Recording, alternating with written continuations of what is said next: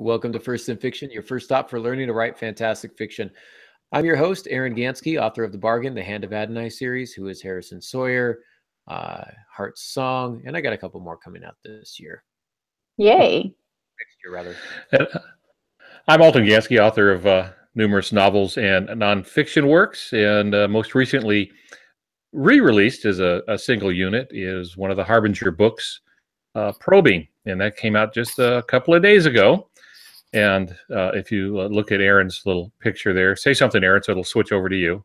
Boom. There's the cover. And that's book 3, I think. So it's the third set of 4. And at the moment, the last one's to come out from that particular publisher. So after that, you'll have to get the ones that we published. Wow. Well, I got mine and I didn't know that this was the last one, so now I'm going to treasure it even more. Well, it is at the moment, and publishing is weird. You never know what's going on. But at the moment, there's no other ones under contract. We were still writing that series when Baker Books, that's actually not the imprint that's on there, but that's the parent company now, decided to take this on. And so we end up, there's 8 more stories, including the climax at the very end that somebody you know wrote. And that was tough. That was a tough one. So I don't know if you noticed that I'm a bit of a bookhead. Noticed. This is the latest in the Harbinger series. Is it the greatest? We'll let our readers decide. Al's readers, not ours. We'll let Al's readers decide.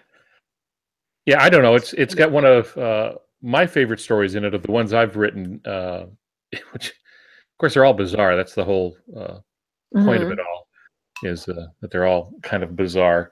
And that one starts off in a small town, I believe in North Carolina. Oh, no. Yeah. What town, Al? Is it a town that we're familiar with? No. Okay, thank you. You don't want to go there either. Okay. So, but anyway. Well, now I can't wait to finish reading the book. Yep, that's the whole point. I picked it up at the post office yesterday, and at every red light on the way home, I was reading a few paragraphs or a few sentences, and I got really mad when the light turned green and I had to drive. Yeah, Aaron, hold that book up again. Is Peretti still in that, or did we switch over to Gerke at that point? Yeah, okay, this is Peretti's last story of in the 5 books, and Jeff Gerke came in and took his spot when Peretti had to go off. He had another book obligation to do, so we had to switch it up a little bit there. So may I ask, in regards to story, maybe this is too spoiler-y, and I don't want to spoil too much, but when Gerke came on board, did he bring in a new character into the fold, or did he just take on the voice of the character that Peretti was writing?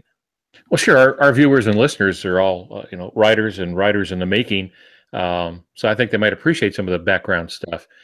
Peretti, of course, very big name, and it was great to have him on board. And I really loved the stuff that he did in this.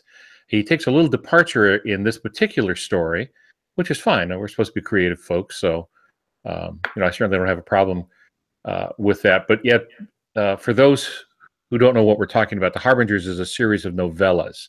There's 4 novellas, novella being a small book. I think the longest is like 120 pages. And so there's 4 of these short books in a longer book now. We initially released them as ebooks and print books as novellas, and then bound them into bigger ones. And another publisher came by and said, we want to buy the first 3 of those. Those were the 3 that were available at the time. And so each of the 4 authors would write a story with that. And it's based on 5 characters, but only 4 point of view characters. One's a child, and he doesn't get a point of view to the very last story, which I wrote. And there's a reason for that. So when Peretti had to step away and complete his other obligations, and Jeff Gerke came in, to do the writing. There had to be another character, and Bill Myers, who's the sort of the showrunner. We were using television terms when we were creating this. He was the showrunner. He created another character for Gerke to write, and the character is very unpleasant in the first story that Gerke writes, but that's what was put on Gerke's plate, on Jeff's plate. And he took some flack for that, but he was being real to the character that he had been given, and the character makes his first appearance in. Does he make his first appearance in this book? We'll find out. Yeah, I'm trying to remember now. I'm old and all this stuff gets muddled. But anyway, and Gerke, I thought, did a great job with the character. He was very true to the character he was given, really brought the guy to life. He's not a warm, fuzzy character to begin with, but none of them really are. Except Tank. Tank is a nice guy, but the other three are... Tank's a good guy. Yeah, Tank's a good guy. So yeah, it was a little different, and of course, a different set of questions when we try to meet and figure things out, and so that was interesting, switching. I have one more question, and I hope it's not long. We didn't plan on spending this much time on this for this podcast, but this just came in this afternoon, so I would be remiss if I didn't say something. In terms of communication between the four authors, do you guys meet regularly? Do you guys Skype together? Is this all done through email? How do you kind of maintain communication? Yeah, we would hold a Skype meeting. Normally, I was asked to host those because I had the tech chops to be able to do that. And we'd do a group Skype meeting and talk things over. Bill would lead the meeting and ask questions, try to say, okay, in these next 4 books, we need to solve these kinds of things and introduce this. But he was very hands-off. He didn't hand any plot lines to anyone. We came up with our own plot lines, and that was half the adventure. I never knew what I was going to get, especially since I was in 4th place, which means I'm writing the last book in the cycle. And so I had to know everything that was going on in their other books, and I couldn't do that until they had finished them. So I was always on a crunch. Angie would finish hers, and then I had to, I already had to have an idea, but I had to weave in all the other stuff and then bring some kind of conclusion to that before we could move on to the others. Yeah, I'm a little envious. I've often thought it would be really fun to do a group project like this. I really enjoyed writing with Cindy Sproles on Heart Song, and that was a fun process. But I've never done anything more than just partner writing, pair writing, whatever, team writing. So I'm always a little envious that you got that opportunity, especially with the names that you got in this. Some pretty big names that you're working with. Not that your name is any less significant than theirs, but that probably is. Yeah, that's probably a true statement. Yeah, Bill pulled that all together, and that was his thinking. And so he, what I thought, pulled together very different writers and put them all in the same pot. I liken it to making a stew with ingredients you've never used before. Just throw them all in there and see if it's tasty at the end. But it worked out, and everybody was professional enough to keep track, to make suggestions, and hopefully set up the next writer so it wouldn't be as bad, wouldn't be as hard on them. Indeed. Well, I guess we should probably get to our intro. Excuse me, a little under the weather here. Just want to say thanks. Welcome, everyone, for tuning in. If you are listening to the audio-only podcast, you can find us live at 6:30 p.m. Pacific Standard Time every other Tuesday, with the exception of next Tuesday. Excuse me. I apologize. Next Tuesday, or in 2 weeks, it's December 26th, which is typically a travel day for my family and I, and it's the holidays. It's the day after Christmas. So rather than us getting together, we're probably just going to skip that week. We'll come back on the 9th. So that's actually going to be, what is that, 4 or 5 weeks from now. So we're going to go on a bit of a winter hiatus. But when we come back, we've got some interesting stuff lined up. If you would like to communicate with us, of course, you can always find us on social media, Facebook, the Twitter, etc. And you can also email us at firstsinfictionpodcast@gmail.com. That's plural, FIRSTS, infictionpodcast@gmail.com. And if you're watching us on YouTube, please hit that thumbs up button. Subscribe if you haven't already, and share it with your friends. It always helps us out quite a bit. If you'll excuse me 1 minute. That was some fast muting.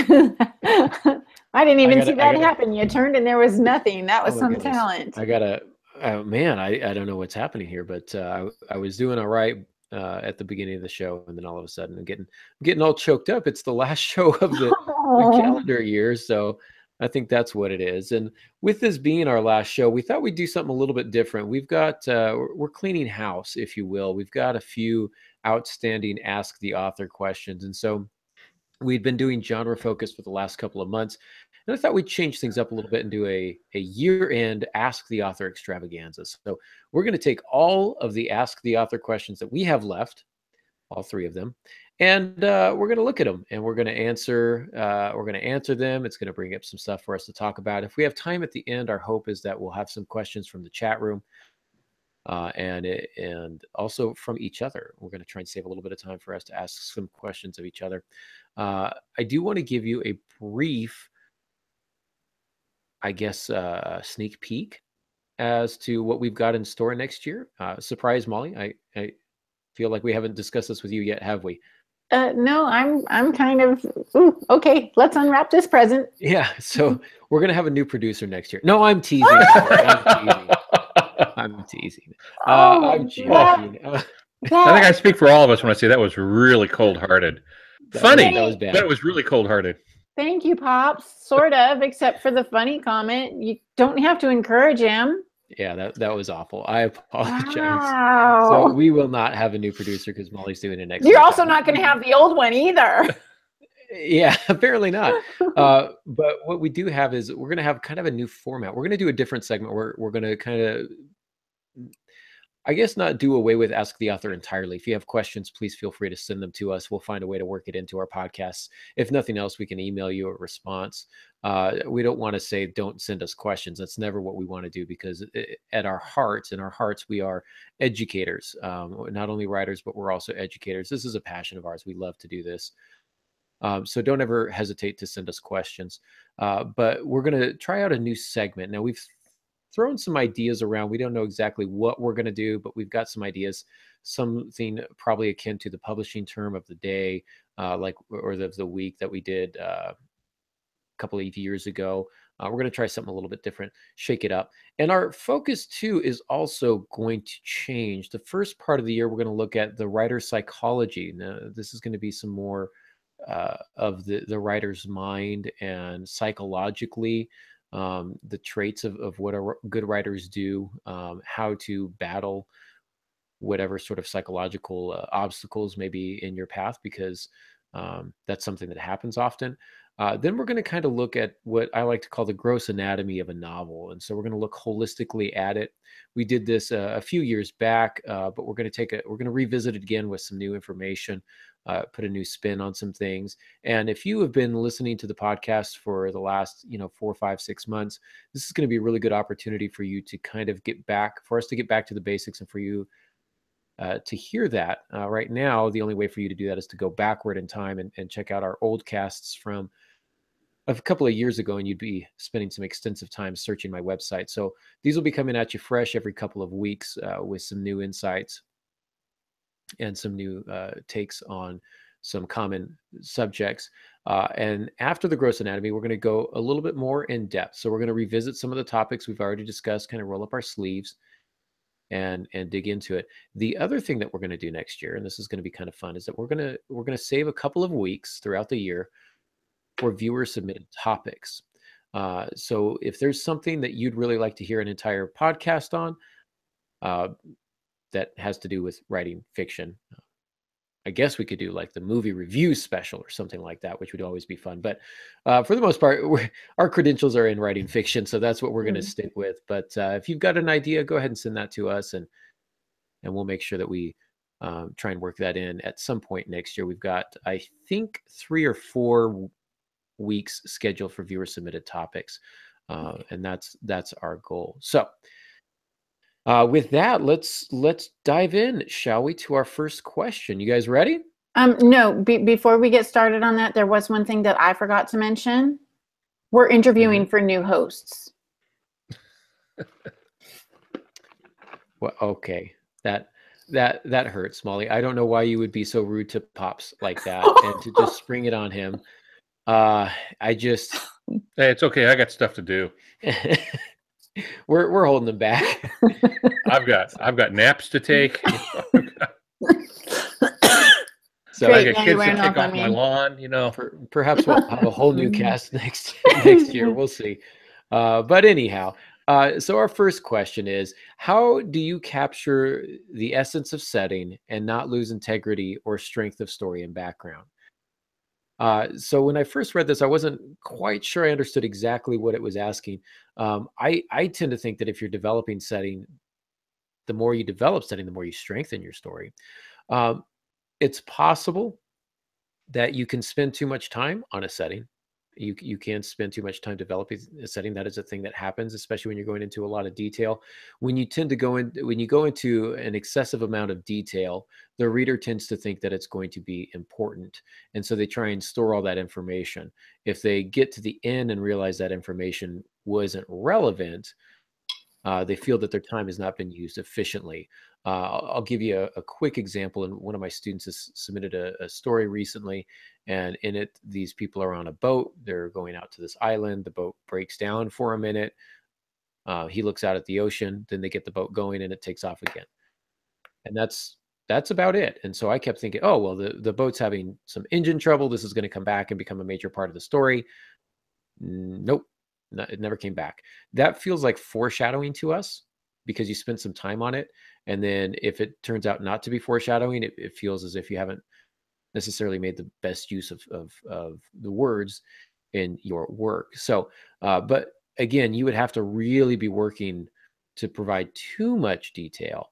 If that's what you think is happening and the pacing of the story has slowed down, you're in the middle of a chase scene, and then all of a sudden you spend 6 pages describing the flowers in the garden.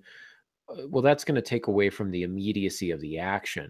So you may want to pull it back a bit and consider the pacing of the story. When do you want to speed it up? When do you want to slow it down and focus on those details? I think the real key, as we've said before, is to find 1 or 2 appropriate details, very meaningful, very specific, that are going to help to establish the tone of the scene and really deepen either the setting or your character, or both. I also want to add that it's really important to make sure that you're researching your setting. If you're writing about a real place, and even if you're not writing about a real place, if you're writing about a fictional world, you still want to be consistent in your descriptions. And so looking at your own story Bibles that we've talked about before, those types of things, to make sure that you're being consistent in your descriptions, that's important. You want to get the details right. And once you do it, that can really kind of help to ground your story. That's my quick answer. Pops, what do you say? That was a quick answer? You should see my long ones. Well, really several things to mention in this. And first is to remember the purpose of fiction. I think sometimes, especially new writers, get bogged down in trying to get the setting and trying to sound literary. Or they're perhaps copying something that was written in the 1800s when people were being paid by the word, which you don't want to do. You want to trim as much as possible, but you do have to paint the picture, which is putting up a backdrop for the setting. So remember the purpose of fiction. That's the first thing, and that is to take a reader on a journey from the beginning to the end of some adventure, and then make the whole thing interesting and memorable. Sounds easy, doesn't it? Do all of those things and make it interesting and memorable at the same time. And that's really where the craft comes in. But just keep the very basic idea is that you are doing this for readers, so you never forget the readers, and you're going to take the reader on a trip, and you're going to take them from the beginning to the end. And how you make that difficult on your characters and the like, is part of what we've been talking about over the last few years. But that's what you're going to have to figure out. But you are still taking a reader along with you. It is not just the writer experiencing this. You're having to take a reader along. So you're going to have to provide them with sufficient information as you take them on this. The second thing to remember is that the reader must be shown setting. They can't fabricate the setting. Our people, though they will fabricate what a character looks like if you don't tell them what the character looks like. Okay, you don't have to give them a photograph, but people will start making assumptions because they have to have a picture in their mind. And then if you describe your character too late, and they suddenly find out that your character has brown hair instead of black hair, like the reader's thinking, then it just knocks them out of the story. So you have to be sure that you're going to give them the proper amount of information, show them the setting, show them the people, but do it in a measured way. The events, you have to give that to them, but not be shown in unnecessary detail. There's a phrase, it's kind of an unpleasant phrase, actually, a term, verberia. Yeah, verberia is just using too many words. It's really showing off for the sake of words. And you put more words, far too many words, than are necessary to tell the story. And what happens then is the writer is more in love with the words than he is with the story and the reader. And then that means you've slipped your moorings. You've lost your anchor. Now you're just floating around.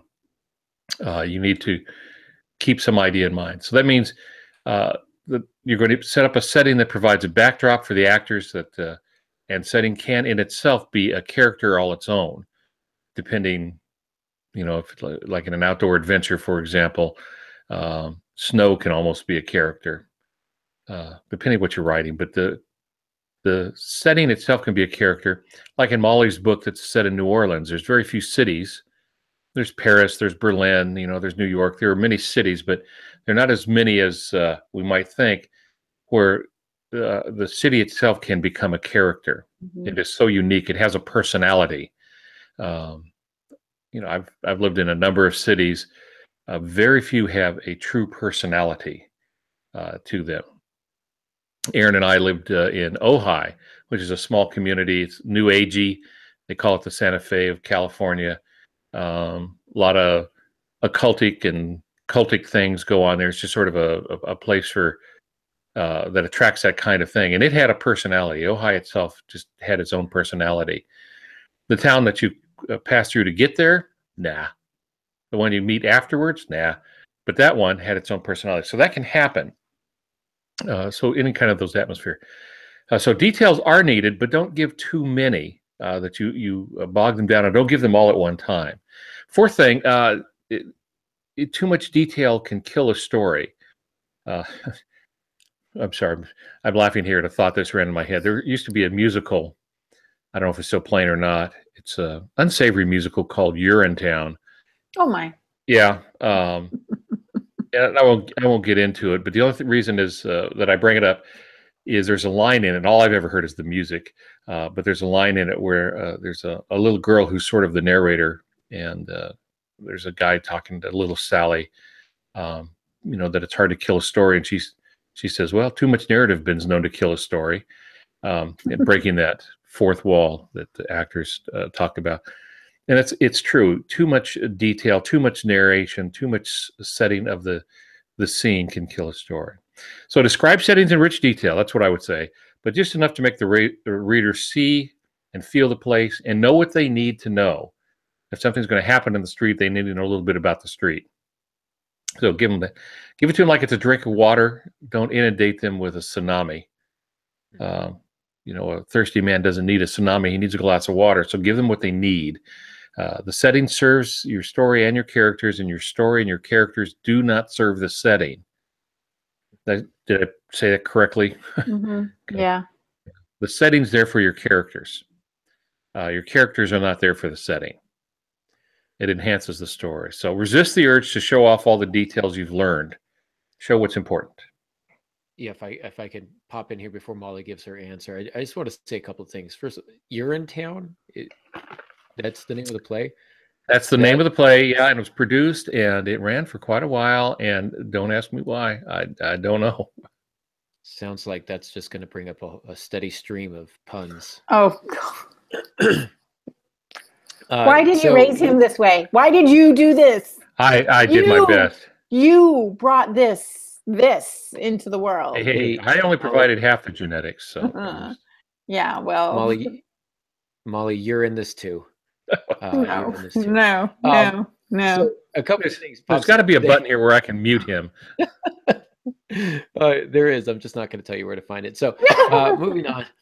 Yeah, I think setting should serve the characters, but I also think that setting should be inextricable from your characters. Your characters are a product of their setting, especially if you've got a really solid setting, kind of like Molly's book Nola.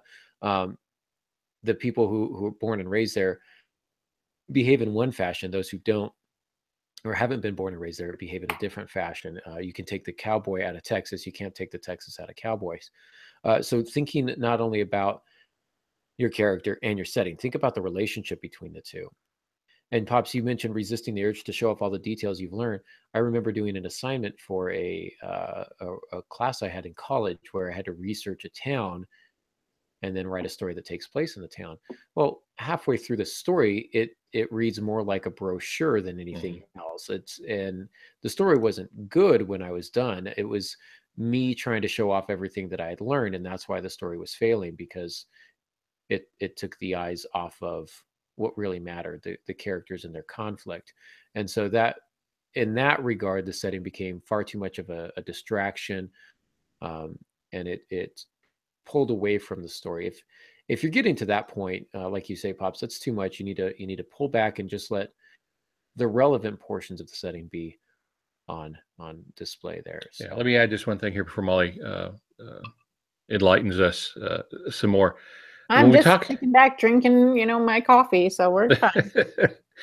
One of the things I wanted to get across here is don't worry about this in your first draft. If you're not sure how much is too much in your first draft, no one's going to read your first draft. Your first draft really is a big outline, and you're just trying to get the story down. So you write whatever you want on the setting. When you go back and go through it again, at whatever point you do that, when you start going back through it again, you'll be asking yourself, is this too much? So it's the end product you want to think about, not so much the first draft or second draft that you write. Indeed. Before Molly jumps in, I just wanted to say that I'm ready for Molly's answer now. Oh, I'm sorry. Was that for me? I was, doing obviously something else so more important. So anyway, I was going to say that I agree with Aaron at the beginning, but I don't even think the audience even remembers the original question anymore. So I don't fully understand the question, but if I interpret it correctly, it sounds as if maybe the asker is focusing too much on setting and not enough on story. It should be a healthy balance, just like dialogue versus action. And there's a give and take, like a teeter-totter, if you will, where both need to work together to make a great story. The setting and the character, the plot, the dialogue, the action. So for each scene, you don't have to spell out how many flowers are in the garden, but rather just state that there is a flower garden. Tell us where your characters are, then get to what's driving them. The setting is only important insofar as it gives us an environment in which the story takes place. Unless you're writing a location mystery and the city is very important as its own character. The end. It's funny that you use the flower garden analogy. I use that example too, and yeah, and what's interesting is that I put this in the notes and you did not put your garden in the notes. So I think you subliminally took my information and thought, wow, that is so awesome. I'm going to take it first. And people think I copied you. In reality, you copied me because we are that awesome. Sadly, I didn't read your response. So, wow. You're just cutting me down left and right here. I can't work for you anymore. Great minds think alike. We're done. Yeah, I was going to say something else about setting, and now it's going to drive me crazy because I've forgotten because of the flower garden. The flower garden has distracted me. With all its pretty fragrances and colorful petals. And I will say there are some situations where I'm thinking of Tom Clancy, who gave us way too much information about military weaponry and planes and stuff like that. But that's what his audience wanted. And he knew that. He was part of a group and that talked about these things. So that was their dessert. They love that kind of stuff. So he was right to do that. So there are some cases where, if people like to read travel logs, if that's your audience, and you're probably going to put more into the settings than say I would. Yeah, you got to know your audience for sure. I do remember what I was going to say about setting. One of the examples I give is when you're thinking about setting, think of it as if you are doing a stage play and you're producing this stage play. And so you've got to put something on stage to establish a setting, but you also have to purchase everything that's going to go on the stage, and you've got a budget.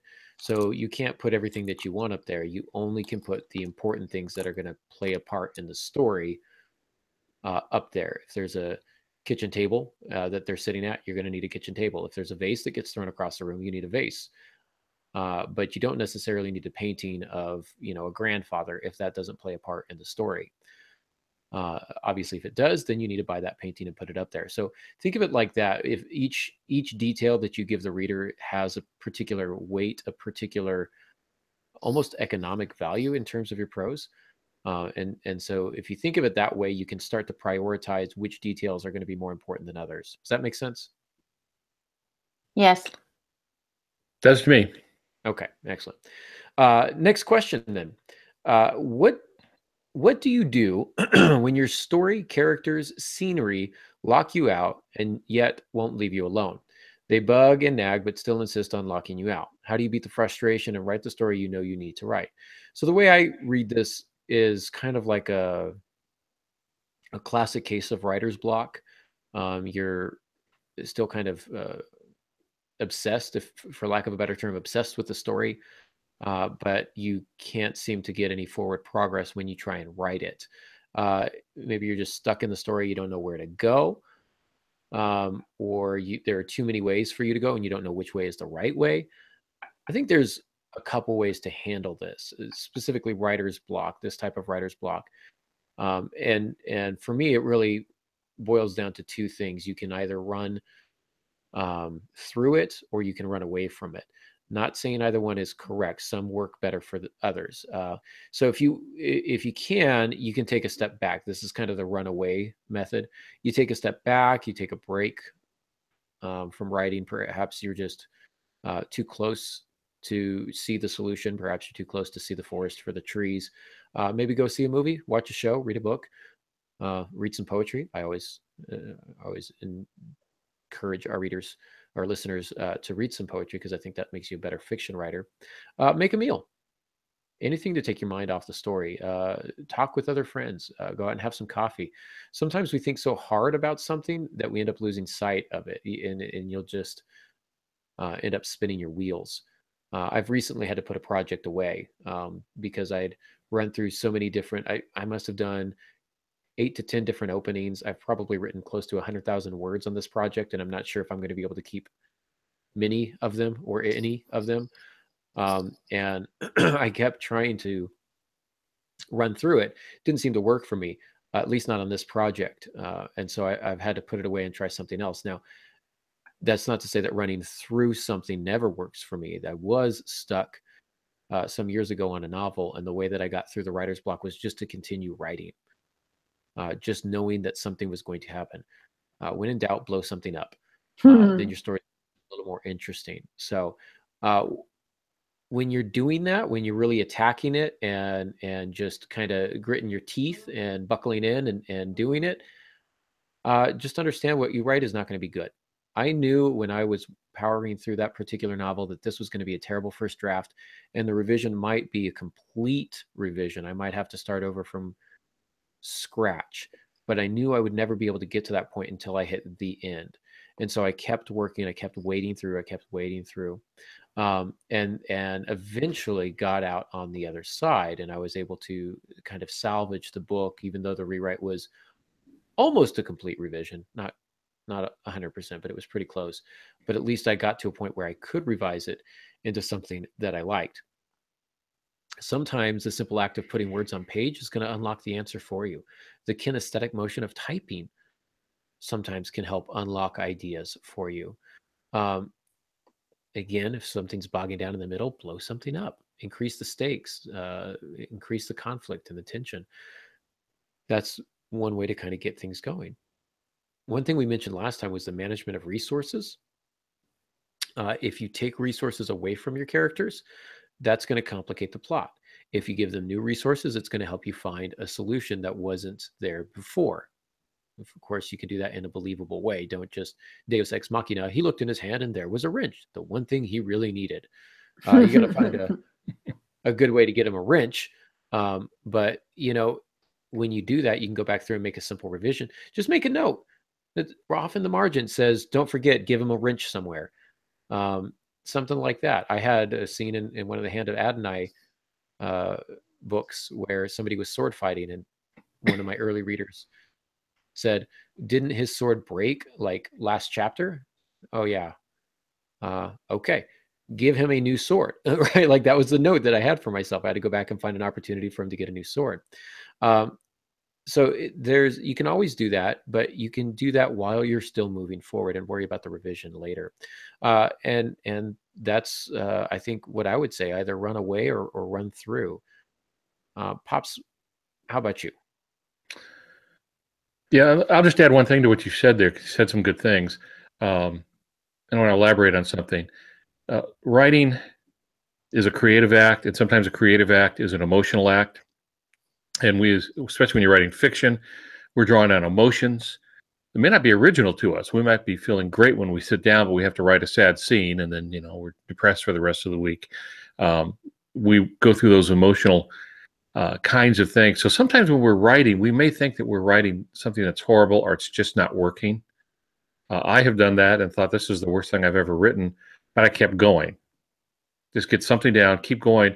Then when you go back and look at it again in another draft, you go, this isn't nearly as bad as I thought it was. I need some correction here. I need to punch this up. But often our immediate emotion is wrong and our immediate decision. You just keep going, and then you can fix things up later, because no one writes a perfect first draft. It's always revision, revision, revision, till you get it where you want it to be. No one creates a statue out of marble with the one swing of the hammer and hitting the chisel just the one time. It's a constant act, and you're constantly revising. I'll probably mention this later too. We sent, well, I'll just save it for later. We're going to go to the moon in a little bit here. It's part of my answer, so I'll just wait till we get to that. But first of all, let me do this. I'm going to have to put on my old man grumpy hat. So I apologize after I've done something wrong. I'm going to apologize before I do something wrong, and that is to deal with the question straight on. So bear with me on this. This is something struggling writers often say. What if my characters lock me out, or they won't talk to me, or they don't want to do what I want them to do? Usually these things come up when we hit a rough patch of writing. You're going to hit a rough patch of writing. I promise you. It's always going to happen. That's part of the writing process. That's what makes writing good, is the fact that you have to wrestle with it. You have to struggle with it. So that's part of the process. It's like bodybuilding, no pain, no gain. So you have to wrestle with the manuscript. That being said, forgive me, but there's no such thing as a character locking a writer out. It can't be done. Here's why. The characters aren't real. They may seem real to you. I even met one of my characters at a Sizzler, and it really threw me for a loop. She was identical to the image I had of that character, and I couldn't talk for a couple of minutes because I didn't know if I was imagining this or if she was really there. Kind of messes with this fragmented brain that I have. But the character is a creative creation. I'm being a little redundant there, but you get the idea. It's the result of neurons firing in the writer's brain.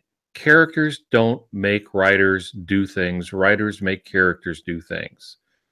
So if you're locked out of your story, you're the one to blame.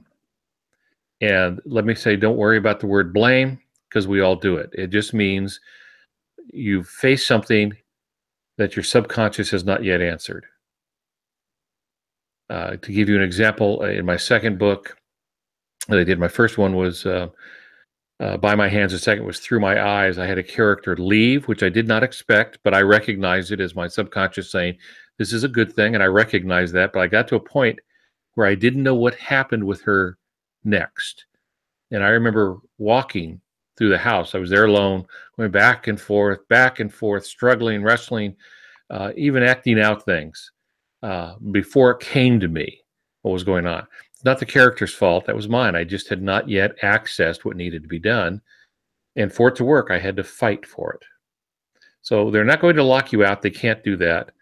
They're all figments of your imagination anyway, even though they seem very real. Writers make characters do things. So round them up, get them to do what you think needs to be done. If you don't know what needs to be done, then that's what your real issue is. That's what you want to wrestle with. And just know that is part of the process. What's bugging and nagging the writer in his or her consciousness, that's what you need to face. Mount Everest is 29,029 feet above sea level. Every day people die, or at least every year, I should say. I have it in the notes as every day. It's every year people die climbing that mountain. It happens all the time. No one, to my knowledge, has ever started at the very base of Mount Everest and marched up its slopes and hit the peak in just one long hike. It can't be done. There's acclimation. There's lack of air. There's rest that has to be done. There's a lot of steps. Excuse me. Whatever Aaron has just caught me. There's a lot of steps to getting to the top of Mount Everest, and writing a novel is climbing Mount Everest. There's going to be tough spots, and you're going to have to do it step by step by step till you get there. When Armstrong, Collins, Aldrin traveled to the moon, they had to make a lot of mid-course corrections, countless mid-course corrections. And the reason is they left a moving planet to try to hit a moving moon, and which is 240,000 miles away, give or take. And the path they had to travel was even longer because they had to travel in an arc. That meant constantly reassessing and adjusting their course. It's the same thing with writing.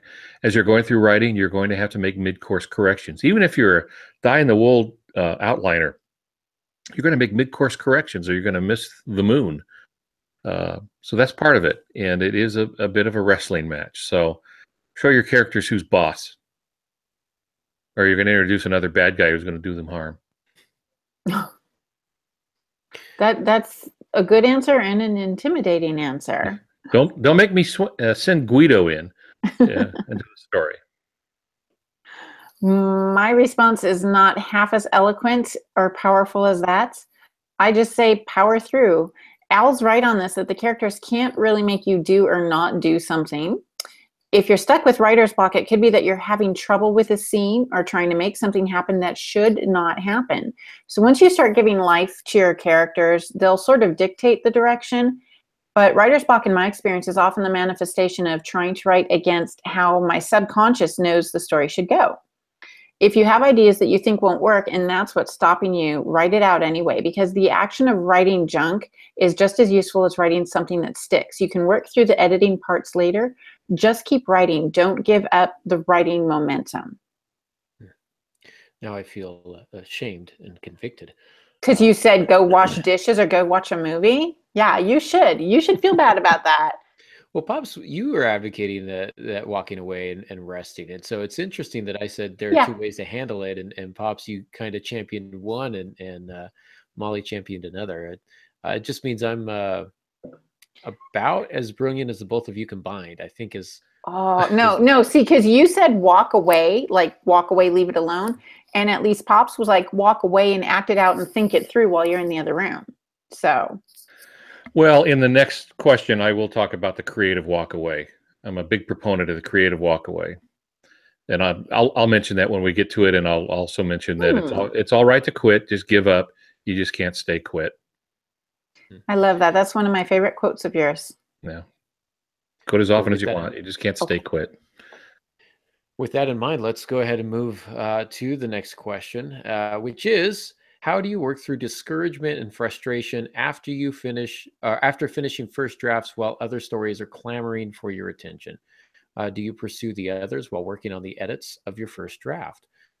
This is, I think, a question where you're likely to get three different answers, one from each of us, or maybe even three different answers from each of us. It's, I think, uniquely individual. I think it varies based on writer and based on project. There are some times where writers are going to finish a first draft and want to jump right back into the edits right away. There are others who finish a project and say, I need some distance. I need some time away from this project because I'm too close to it to see the flaws. And so I want to come back at it with fresh eyes. And some of them will actually do a different work in between editing their first draft. And that may not be another novel. I've done short stories. For a time, that was my rule, is whenever I finished a novel, I would write a short story, polish it up and get it really good. And then I would go back and do my novels. I haven't done that recently, and it makes me sad. I need to kind of go back to that. It's been a while since I've done short fiction, but I kind of enjoyed that. I don't want to call it a ritual, but I enjoyed that, I guess, schedule that I kind of kept myself on. And it really depends. Do you need that time and distance? If so, take it. If you don't feel that you need it, go ahead. Something else that I'll do is I will keep a novel that I really want to write as my carrot on the string. So I'm not going to write that one because I need to finish my edits on this book first. I can't start that novel yet, even though I'm really excited about it, because I need to finish the first draft of this. Whatever the case may be. However you find it to be most beneficial for you, that's what I think you really need to do. What works best? Again, try some different things. It really depends on the writer, I think, and really depends on the particular project. So I think I'd be remiss if I tried to give you kind of a pat answer. I just think that there's so much variety there. In terms of the discouragement and frustration, if you are discouraged and frustrated after finishing a first draft, I don't know. Maybe I feel like that's the wrong emotion to have. Usually I finish a first draft, I'm excited, it's done. But I guess I could see there being some discouragement and frustration if you feel that the first draft is done, but you don't feel it's up to your standards and it needs more work. If you're frustrated that even though you have written the end, you're not at the end. If that's the case, treat yourself. Celebrate the fact that you got through a first draft. Take yourself out to dinner, get yourself a nice coffee, whatever the case may be, and then go back to it, and then roll up your sleeves and get to work. Kind of like Pops, you were saying earlier, and Dave even mentioned in the chat room, because I looked over there once, that sometimes the writing that you think is your worst because you're trying to power through writer's block can turn out to be pretty darn good, especially with just a little coat of polish. I know when I finished Who is Harrison Sawyer, I was excited that it was done, but I was also deathly terrified that everybody was going to find out that I was a hack, that I was no good, that maybe I'd written a couple of good books, but this one proves that I was just, it was first, what do you call it, beginner's luck or something. And then when I read back through it, turns out the book's pretty good. Who knew?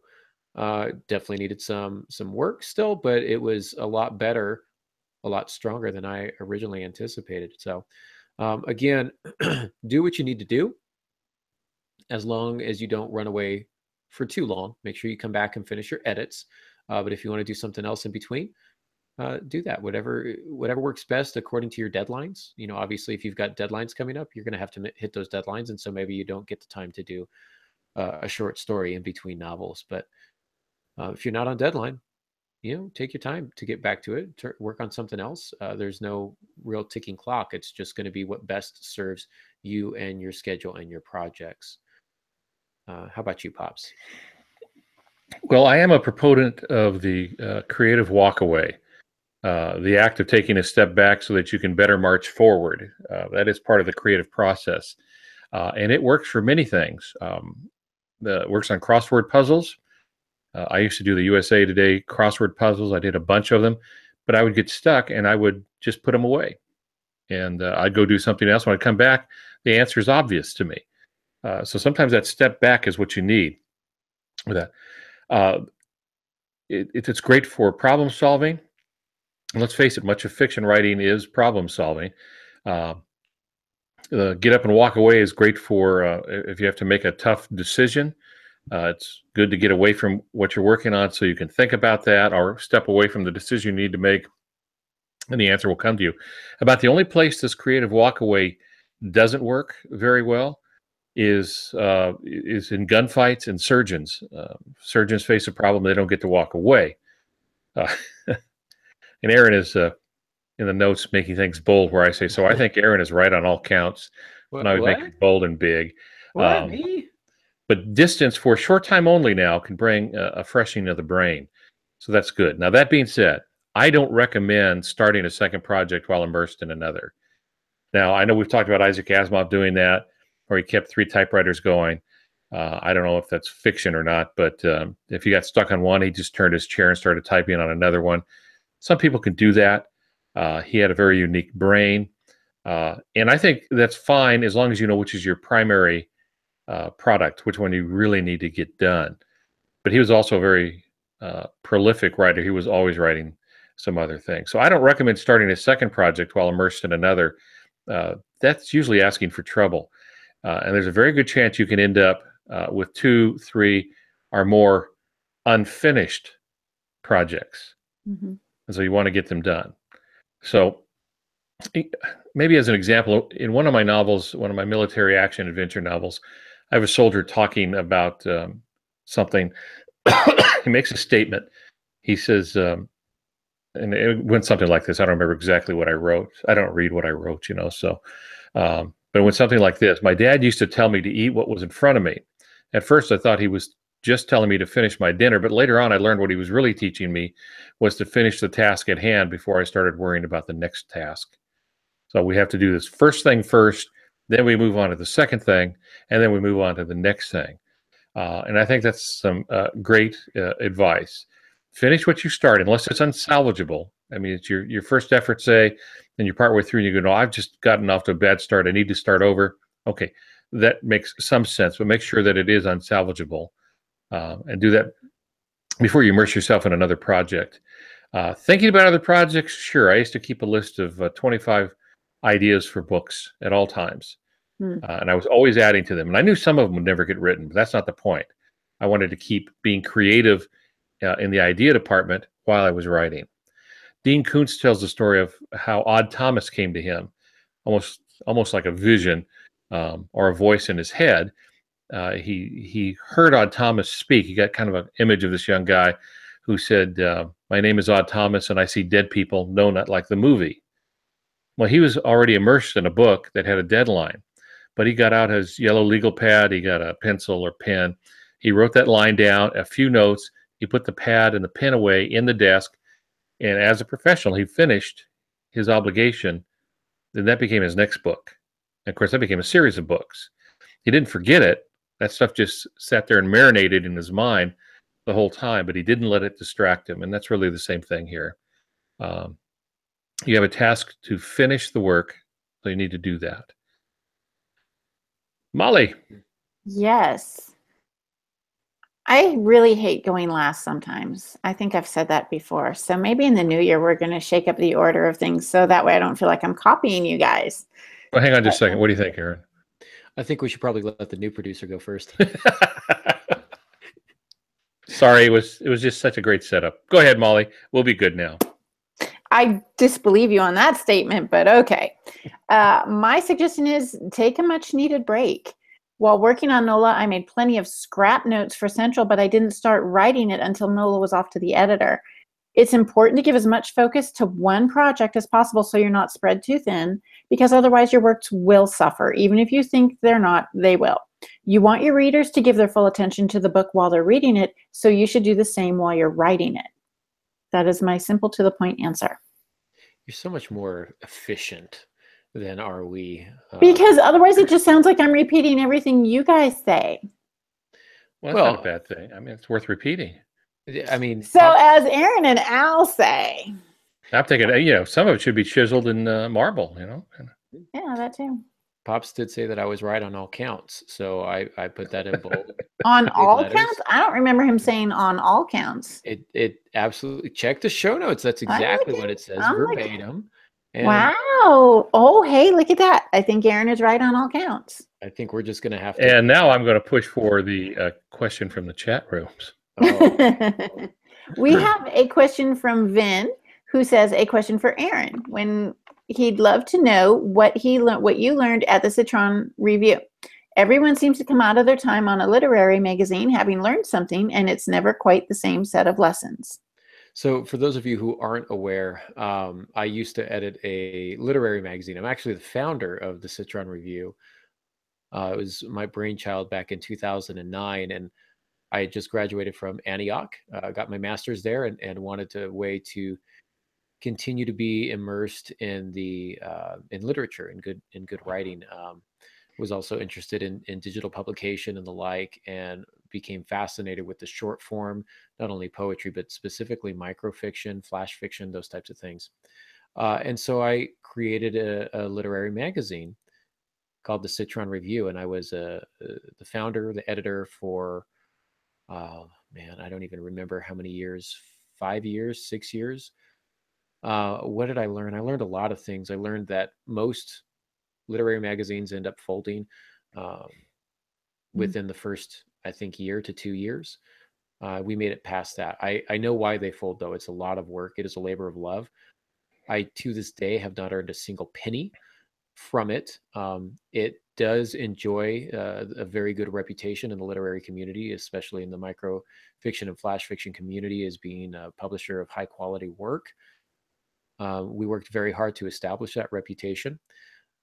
It was not because of me. Its success is not because of me. It's largely because of our co-host. We weren't really considering that as an option, so I didn't think you were. I just needed to make it clear in case somebody was mistaken that they thought I was actually taking credit for it. No, Heather Luby, who has been a co-host on First Sim Fiction with us for some time, and I hope to get her back on again next year, occasionally here and there.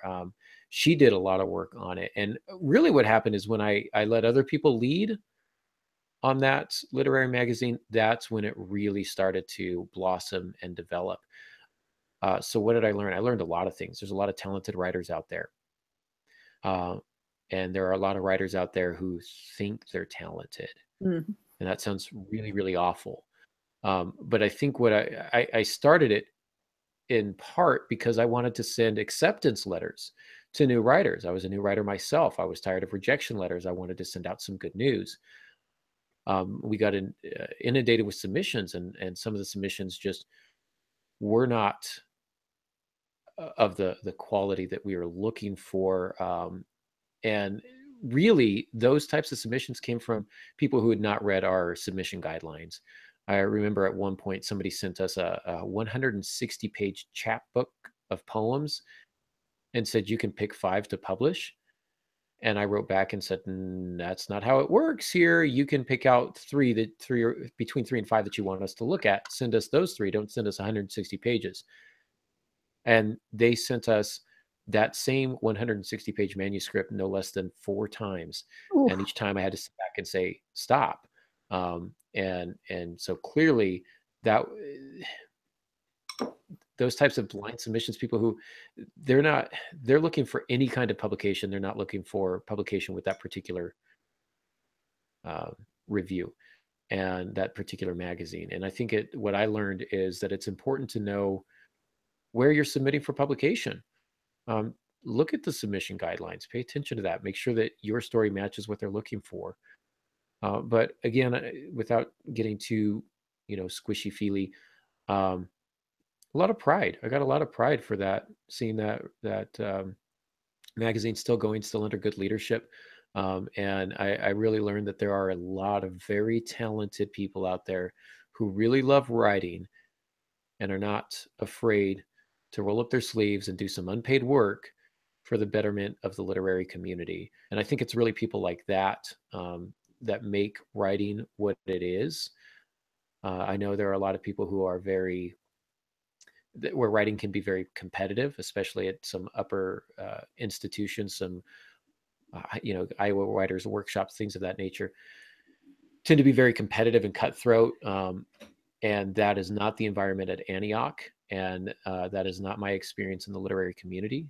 I found it to be encouraging and welcoming, and I really appreciate that. So without trying to get too sappy, that's what I learned. I don't think it was one little lesson. I think it was a lot of larger lessons. Hope that makes sense. We have another one from Stephen. We do. Stephen says, to teachers, authors, and pastors, how do you deal with the anxiety of knowing people are reading, watching, and listening? Pops, why don't you handle that one? And I'll weigh in too, but. Well, I've been all 3 of those. And I'm not sure I fully understand the question, because that's the goal. We want people reading, watching, and listening. Do we ever worry that we're getting stuff wrong? Yeah. I know there are a couple of times when a mistake or two has entered one of my books. It happens, and I don't expect perfection of myself or anyone else. If you expect perfection, you'll always be disappointed, because no one's going to be able to deliver it to you. So I'm hoping people are reading, watching, and listening. If the concern is that someone's not going to like what you wrote, I guarantee you there will be someone like that. There are haters everywhere. So most of the time, I haven't gotten many. I've had some that have argued a point or two.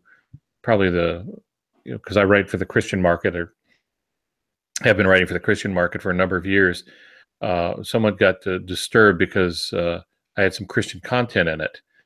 And on the back of the book, it tells you the main character is a pastor, and it shows the spiritual concern. And so I suggested that he read the back cover copy. And but that's about all I can do. It's just some people complain about anything, anytime they can. So they're out there. There's nothing you can do about it. And if you don't believe that, just stay on social media. There's always somebody griping about something. So you can't let the fact that there are negative people out there keep you from doing the positive thing. Because if you do nothing, there'll be people who are critical of that too. So I feel some anxiety every once in a while, but I just keep going anyway. Sometimes we need a good dose of apathy.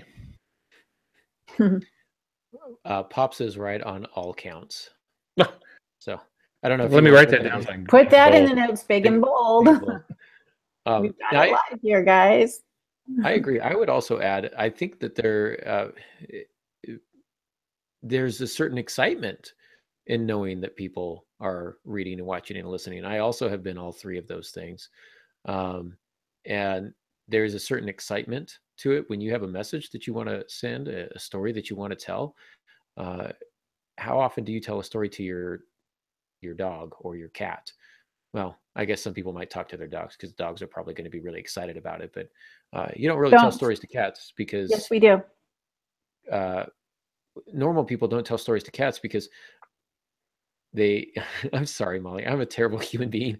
I repent. Jesus, forgive me. Molly, forgive me. Anyhow, no, that was not sincere. My point is that there's a certain excitement that comes along with it. So the anxiety, yeah, that's going to be there, but there's also the excitement, and like you say, Pops, this is a purpose. You don't become a teacher in hopes that nobody will listen to you. You don't become an author in hopes that nobody will read you. You don't become a pastor in hopes that people will ignore you. You want to be listened to and read and watched. And that might create some anxiety. But like you say, Pops, you just kind of have to push through. There are, famous actors and singers who still get stage fright, but they do it anyway. So there's that. Any other questions from the chat room? Lionel Barrymore used to throw up before every performance, a stage performance. Yeah, I knew that. Yeah, I used to throw up. I remember hearing about that. So yeah, do it anyway. No more questions from the chat room. I do have a question to the both of you, but before we get that, I want to weigh in on Stephen's question. I am one of the three. I'm an author. I've never actually been a teacher or a pastor, but I understand the anxiety of knowing people are reading, watching, and listening, because NOLA is not a Christian-based book. And Aaron, you know that I struggled with how to write that, because New Orleans is a very gritty, dirty, seedy town, but it's also wonderful, flavorful, colorful. And as a Christian, I want to make sure I represent it properly, but I also don't want to get into the seedy, the dirty, the gritty part and overexpose too much of that. So there was, while I was writing it, this tug and pull of how much is too much. As a Christian, can I put that in there? I want to uphold my Christianity, but I also don't want my book to be based on my Christianity, but I also don't want people to think that I'm a hypocrite and saying I'm a Christian and writing something non-Christian. So I had to find that healthy balance between, just because my characters are not going to church every single chapter does not make it a bad book any more than writing some of the grit and the characteristics that New Orleans has does not automatically made it hypocritical for me as a Christian to write it. There you go. Well, that is our time for the evening. So we've gotten our questions from the chat room, and I think that's about it. Unless I've missed anything, Pops or Molly, you have anything else? I had a question for the two of you guys. I said, my question is, what has been the best part of this year for you as writers, and what do you foresee for yourselves in 2018? Mine's been working with Molly on First in Fiction. I always liked you, Al. I was just about to say that, and he stole it. Al is getting a Christmas card from me. Aaron, not so much. Do I get a lump of coal? Not even that. Wow. Oh man, best part of the year for me as a writer. Let's see, working, I guess, having Heartsong release. I was hoping that book 3 of Hand of Adonai would be out, but we hit a couple speed bumps with that. That should be out in March of 2018, so we're looking forward to that. I really enjoyed working with Bethany on that project, my editor. And so that was a lot of fun, just working on book 3 and the novella that we're going to be doing called The Shadow Assassin. That was a lot of fun. But I think the release of Heartsong was probably the highlight of my year as a writer. That's what I would say. Pops? Yeah, I don't have much to offer on the writing side. Harbingers took up a good bit of time, but that was fine because I was also doing a lot of editing and the like, which sometimes just comes my way, and that's fine. But also nurturing my typewriter addiction. I hear there's a cure for it, so I've been trying to avoid that. Good for you. How about you, Molly? Gosh, the best part of the year, 2 things. Finishing NOLA, of course, finally getting that and typing the end, like actually typing the end. I put off the last few chapters for a while because I thought that once I got to the end, it would be the end. And everybody kept telling me, no, that's when the action picks up and you start the editing and it's excitement. And I couldn't believe you.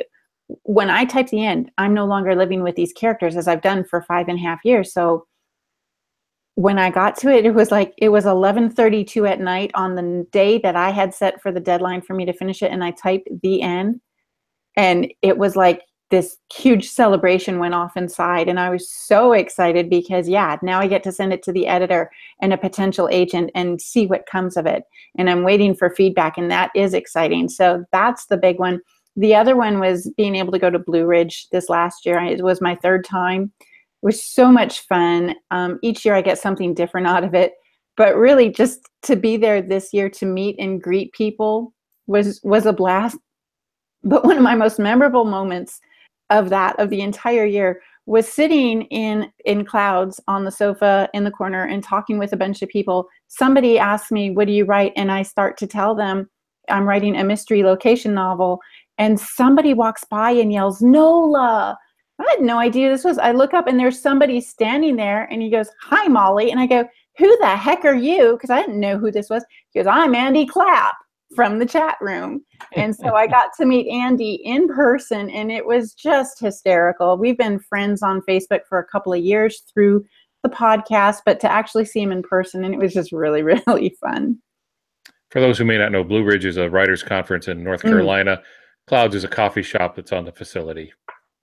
Thank you for those little footnotes there, Al. Yeah.